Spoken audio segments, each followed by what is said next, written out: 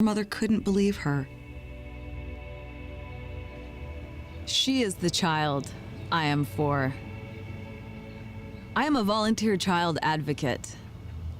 I am you. Florida residents call toll-free 866-341-1425. News now. It is the kind of weekend where an ice-cold beverage is probably the thing you want. A local businessman launching his own craft beer company, and he's targeting Hispanic customers. He's at the Sentinel today to tell us more about this new beer. Caitlin.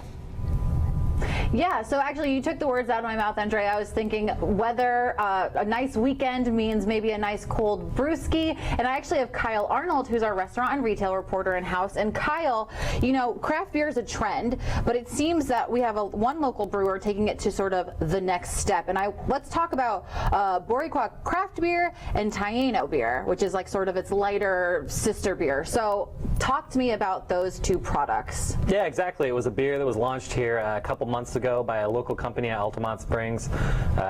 Danny Ramos is running it. It's being produced up in Cape Canaveral at Florida Beer Company. And it is a beer that is, you know, hoping the Boricua name means Puerto Rican. There's a huge population of Puerto Ricans here, hoping that he can, you know, create a connection between those people to get his name out. So when I think of craft beer, you know, I think it certainly targets a specific audience, but he's taking it a step further. Can you elaborate more on why target the Hispanic population? Yeah, there's like 500,000 Hispanics in this area.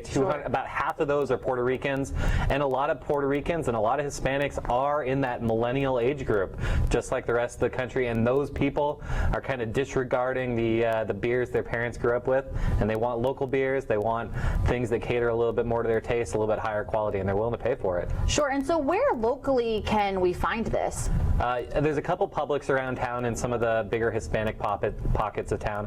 Sedanos, Bravos, there's a bunch of 7-Elevens. You can find them almost at all the ABC wine and spirits. They have a pretty big craft beer selection. Excellent. And so I know this isn't the only brewery or brewer looking to target this market. Who else is popping up nationally? Yeah, there's some companies out of like Southern California, like Ohana Brewing. There's some other ones. What's really interesting about Boricua is I really haven't found many others that target Hispanics specifically. And you already see that done in the mass beer market with Corona. Exactly. Dos Equis things. You know, Mexico's a pretty big beer market.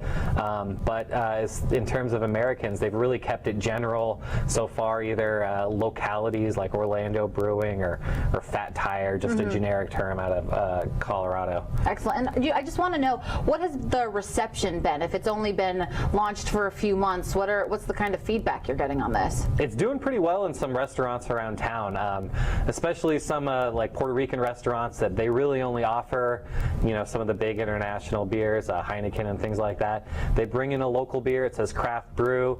It's got a local tie to it, and people want to try it, especially tourists from out of town. They want to, you know, see what the local flavor is, and so far it's been good. Excellent. So we have a local entrepreneur, local brewer here, targeting a very specific market within a larger market. So we'll just have to see how Boricua goes from here. But you know, if we're seeing all these temperatures, I myself might crack one this weekend. I think you should, Caitlin. Cheers to that. What a terrific idea. Cheers. All right. Thanks for watching this video. You can watch Orlando News Now every weekday on OrlandoSentinel.com. We go live at noon. See you then.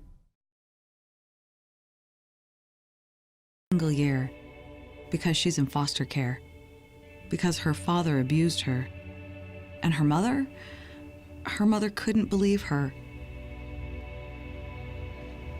She is the child I am for. I am a volunteer child advocate. I am you. Florida residents call toll-free 866-341-1425.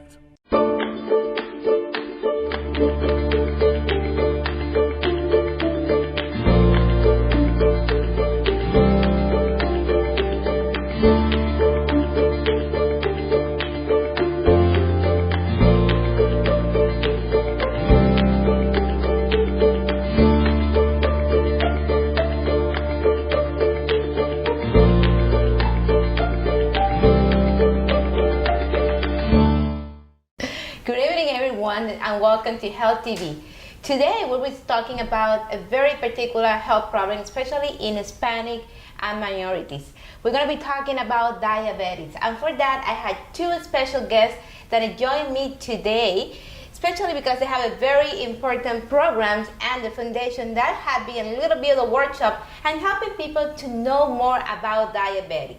Today we have Hector Rodriguez and his wife, Mariguz Rodriguez. Hello and welcome.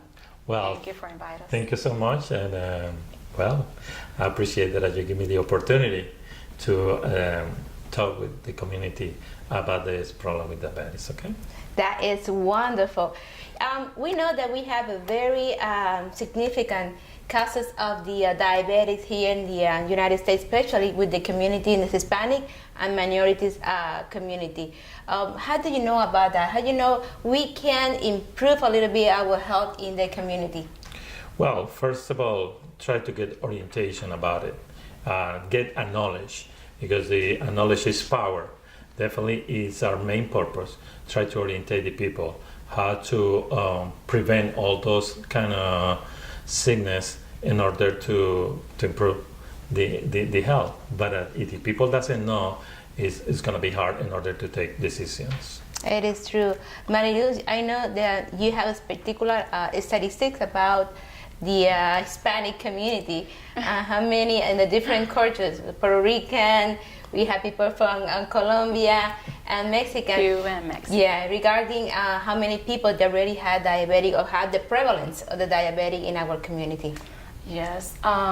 For example, in Cuba, we have only like an 8.9 people, the percent of the community in that region, and also in Mexico we have a 13.4, I guess, and Puerto Rican we are the highest population that has pre-diabetes or diabetes in the Puerto Rican culture is like a 14.9. That is amazing. We have to Surprise you. Yeah. we have to manage the way that we eat and waste the money. We have to do physical activities and all that stuff to improve our health. That is completely true. You know, when I have in my office in the clinical environment, we have so many patients that actually ask me about it. What is pre-diabetic? What is diabetic? And most of the time, we really want to explain the patient what is the difference, what's going to be the step to be sure that you're not going to the diabetic completely into the condition and trying to avoid all the complications that the condition has. Part of the foundation or part of the programs that you have is education for diabetes for the community. Talk a little bit about that. What is the name of the foundation? Well, we work for Center for Change as a non-profit organization, and we have different programs. Regarding with the workshops, we have the prevention of the diabetes is a 6 weeks workshop, and it has to be a place in order to keep this information, especially for the senior community. So, yeah, and also we have a chronic disease self-management program. Okay.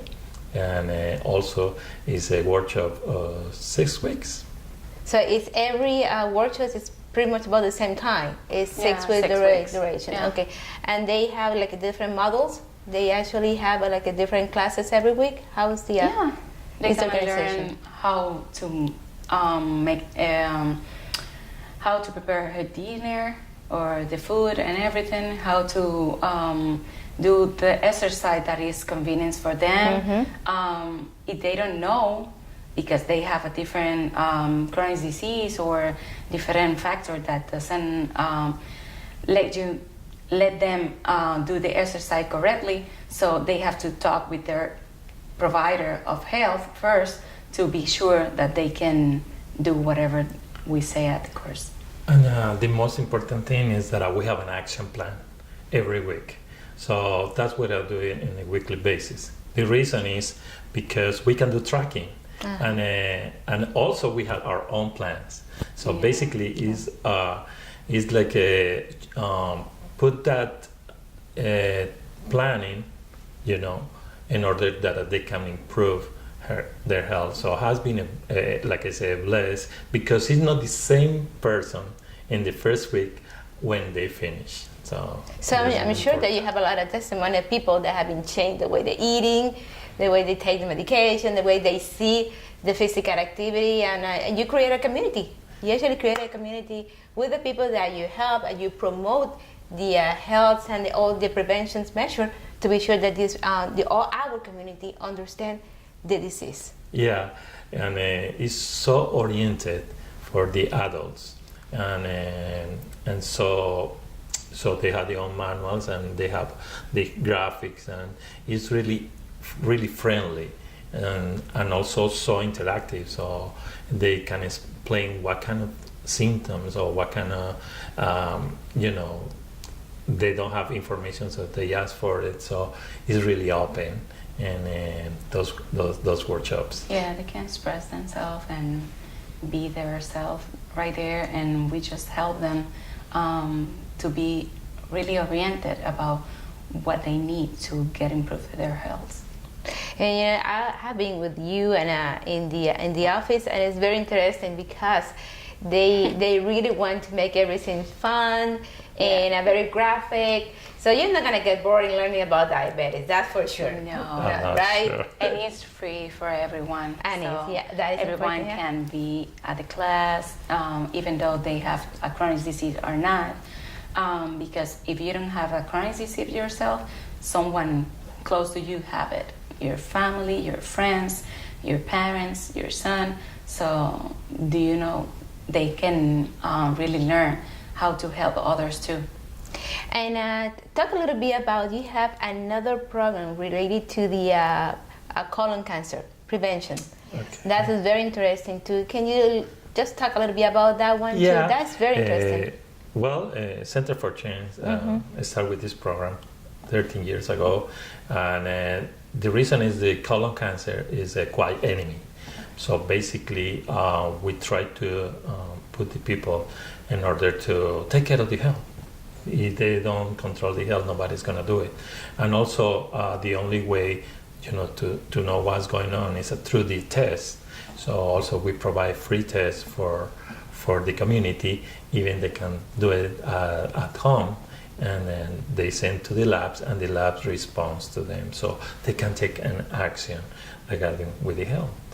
Where you're going to promote? You're going to different areas? Do you have a worksheet outside the office? How you promoted the program? Well, we had different communities. The government, for instance, we work with the consulate, Mexican consulate, Colombia consulate, and also a lot of health fairs, and also with the church. We had different churches that during the year that they work with us.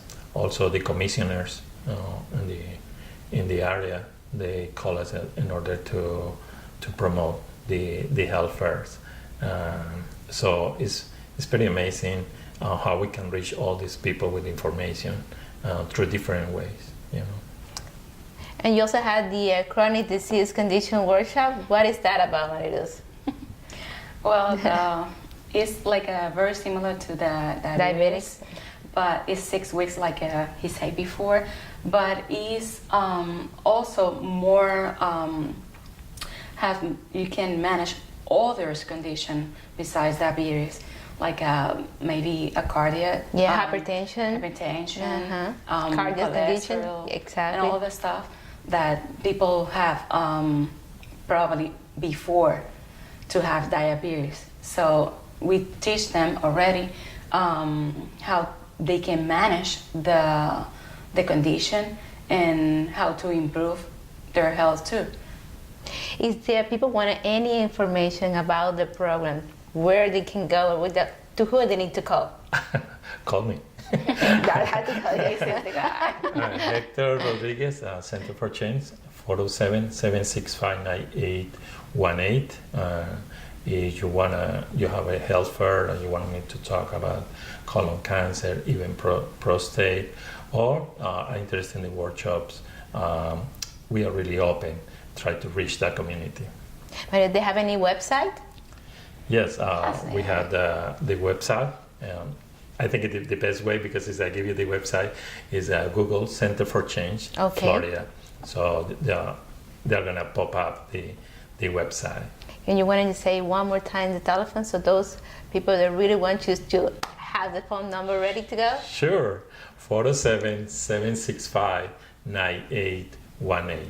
Perfect. And what important thing is we can do it in both language, Spanish or English. That's important. It doesn't matter if you understand English or if you don't understand Spanish. We can help you anyways. And it's important because the community have options to get better results in his life. And this is not only for Hispanics, it's also for minorities. So they're open to let the people know about it, learn about all these different conditions. And this is a great opportunity to get information that sometimes you need to pay.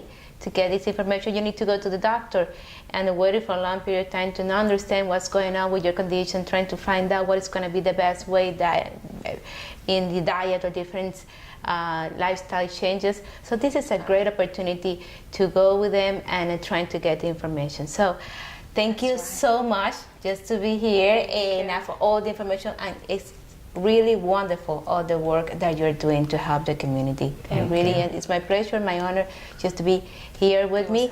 And I hope this is not going to be the last time. Sure. No. Okay. Okay. So this is Health TV, and I will see you the next time. So bye bye. Hola Florida, introducing Boricua Beer and Taino Light Beer. Boricua and Taino Light are crafted beers that are rich in flavors and brewed right here in Florida. Taino beer has a crisp, refreshing Caribbean flavor style when enjoyed chilled. Boricua beer is a craft ale with full body flavor that is a beer drinker's beer. Boricua and Taino Light Beers. Enjoy responsibly. I am for the child who's had 7 addresses in a single year because she's in foster care, because her father abused her, and her mother couldn't believe her. She is the child I am for. I am a volunteer child advocate. I am you. Florida residents call toll-free 866-341-1425. Good evening, everyone, and welcome to our Health TV program sponsored by the Hispanic Achiever. Today we have our first program and we have a very special guest, and we're going to be introduce yourself to Maria Saavedra. Maria Saavedra is she's working with the Lighthouse Foundation. It's a non-profit foundation, and she has a very good relation, a very nice story to tell us about it and her journey through the whole this time to the Lighthouse programs. Talking about us, I know you are from Bogota. I'm from Bogota, Colombia, yes. Okay, you have been living here for about 16 years, right? Yes, 17 years now. 17 years, wonderful. Talk to us a little bit about you. Well, I have came in 2001, so I've been here for 17 years. I'm from Bogota, Colombia, and I work at Lighthouse of Central Florida. I am a case manager, and I manage the program for the seniors and adults after, and before 55 years old. We're going to be talking about what is a Lighthouse nonprofit foundation in a minute, and I'll be just working with this fabulous program. I know you are a master in the social worker. Yeah, I have my BS in psychology and a master's degree in clinical social work. Okay, you are working with the Lighthouse, and what is especially your relation with the Lighthouse, and what is Lighthouse? Well, Lighthouse of Central Florida is a private nonprofit. It's been around for 43 years now. The Lighthouse is dedicated to help, empower, and assist people who has visual conditions, all the way from being visually impaired to being totally blind. So we provide services to ages from 0 to 107, I can say that. And it's very interesting that you're talking about that, because we in our community doesn't know that we have this kind of programs here in Central Florida to help people with visual problems. And especially now that we have so many people with diabetes and other conditions who are prone to develop this kind of condition. You have some kind of visual condition too, right? Yes, I am legally blind since I was born, and I have toxoplasmosis. It's like a parasite that my mom contracted when she was during the pregnancy stage. So it was transferred to me. I'm a twin, so yeah, I was surprised when she told me that today. I said, "Wow, she's a twin." Yeah, and but I'm sure that now this kind of the condition is treated, and we're talking about 20 or 30 years ago. With we actually for a country where we're from, we're not having the facility trying to treat those kind of conditions. And how do you come from the United States? How you decided to come here? Well, it was, I came like several times as a tourist, and then, you know, by, let's say 20 years ago, there was a lot of violence in my country. So I came because I needed to seek for, refugee. So I came as a refugee. And I started like, you know, my life here. It was very challenging. It was very different. I just get out of my comfort zone, and that's that, you know, I started like getting involved like in different type of jobs, and then I just said I have to go to school. I went to school. I learned English because I came without any word in English. It was very difficult, and then I got involved with, you know, UCF. I started, you know, school at Valencia, UCF. I graduated, and when I was at UCF, I got to know about Lighthouse of Central Florida. Maria, do you think that at the time you actually have so many obstacles in the community for people with vision problems? Like if I when you came from Bogota? Well, in our countries in, you know, in you know, that are developing, it's, you know, we're within, you know, we're crushing everything. Like we don't have resources. We just, you know, but we have comprehensive services over there, so that helps a lot. When I came here, it was a total surprise because I was exposed to so much diversity in so many ways. Like everything for me became visual for the first time in my life. And the reason why, because I didn't speak the language. And you needed the language to move around, to, you know, at least to navigate the systems and everything. So it was really a challenge. And that was almost my first time to realizing, okay, yeah, this is really serious here. So yeah. How you know about the Lighthouse? I was, you know, I was doing my bachelor's degree, and I was affiliated to the Student Disability Services at UCF, and they sent us an email asking us for, you know, who wants to go and work at Lighthouse for the seasonal, like the summertime, with the transition team. And I was like, oh, that's gonna be a great idea. I'd never heard about Lighthouse before that, and I got involved with them. I worked for a summer with the transition, actually at UCF. The students learn how to navigate the system in school, like how to navigate the campus, how to do everything when you are aiming, you know, going back or going to school.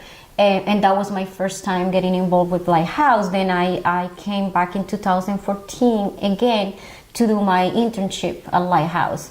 And I got, you know, hired in 2016. It was from 2014 to 2015, and then I was, you know, hired to be a case manager. So since I've been there. Do you think that we really have know enough information in the community regarding so many programs that we can offer to people with different problems, especially with visual problems? Do you still think that we still have any problem with trying to reach the people, trying to just get this information to people who really need to know about it? Well, there's, you know, different avenues. Like, for example, many ophthalmologists now are realizing that there's Lighthouse. Lighthouse serves the community providing visual rehabilitation services. So for many ophthalmologists and even optometrists, this was a taboo. They didn't understand the meaning of you know, vision rehabilitation services. So now Lighthouse has done an incredible job, like going out and you know, reaching out to communities and promoting these services. It's been for like 43 years now. So we still have a lot of work to do, but there's another aspect, and that's the client itself, himself or herself. We don't realize up to what point we really need these services. You know, visual conditions are really hard to defeat, and there's a lot of denial among the community about visual conditions. So I can have a visual condition that severely impairs my life and my daily activities, but I don't know if that's the moment that I need to go and reach out to these services. So this, you know, that's different avenues that we can. And also having seen, for example, me as a primary doctor, because sometimes there are people that are patient that really have the condition, and most of the time we don't even know exactly what is going to be the next time or the next step. We send them to the ophthalmology, we send them to the optometry, but we really need to get some information to trying to refer these people to this kind of programs. So it's good to know that also the people involved in the health be involved with this kind of the programs with the community to be sure that we refer the people to the right foundation, especially foundation like Lighthouse that is non-profit and it helps to encourage these people to reach the goal in different areas. And this is what you're doing too, because I know a little bit that you also have a beautiful project regarding achievers and trying to help people. That is wonderful when you have a goal by yourself, but at the same time you're helping other people. And I know you are the founder of the Diverse Dance Project. What is that about? That was one of the Hallmark Prize, which is actually sponsored by the Lighthouse of San Francisco. And they have this prize, $25,000 that I applied for. Wonderful. And my goal was to create the first dance academy for people who had visual conditions. And yeah, I applied for that. That was last year. I was trying to, go into the project, and still I am trying to work hard and seeing if I can, somehow get it done. Get it like completely. Do you have any future activity that you want to share to our people on TV? Because I know you have been involved in many other activities in the future. So yeah, I've been part of my life. I've been dancing for like now 27 years. I've been teaching dance to sighted people. Mainly, I had along with friends a foundation. We were having this project like dance project for people who were in wheelchair. And people like you, like us, that we can walk and use our limbs like perfectly well. So it's been 4 years that I've been doing this. So yeah, we're gonna be participating in the Puerto Rican parade on the 27th, April the 27th. But I've been part of many projects and co-producing other, because I'm a dancer and I teach dance. That's my thing. We're gonna be there. No matter what community. We're gonna be there supporting you. Thank you. On that activity, and very honored that you be here, and especially in our first program. Thank you so much for being with us. Thank you to Lighthouse also to be sponsor also for this part of the program. And I want to let you know that I'm a fan of you already. So I'm going to be a fan of you. I follow you pretty much with all the activities. I used to be a dancer too. It was a long time ago. And we never used to. We always a dancer, always a dancer. And you say something in one of your and videos that it says dances for everyone. Oh yeah, it is. It's dances for everyone. Yes, and it's a very beautiful expression of the arts, and I love that, and I actually say that for myself too. So thank you so much for being here in our first program of Health TV. Thank you so much for being with us, and I see you next week. This is Dr. Gonzalez. See you then. Thank you.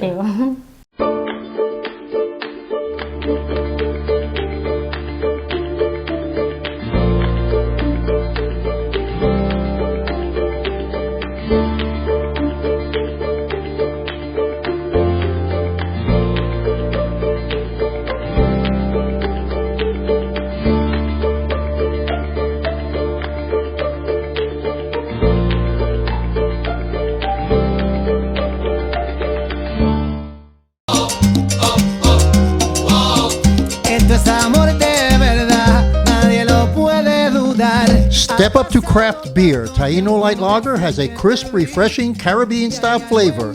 Boricua Craft Ale, full-bodied flavor for the true beer drinker. Stop drinking beer water. Taino Craft Light Lager and Boricua Strong Craft Ale. Feel the rhythm and come up to craft beer. I am for the child who's had 7 addresses in a single year because she's in foster care. Because her father abused her. And her mother couldn't believe her.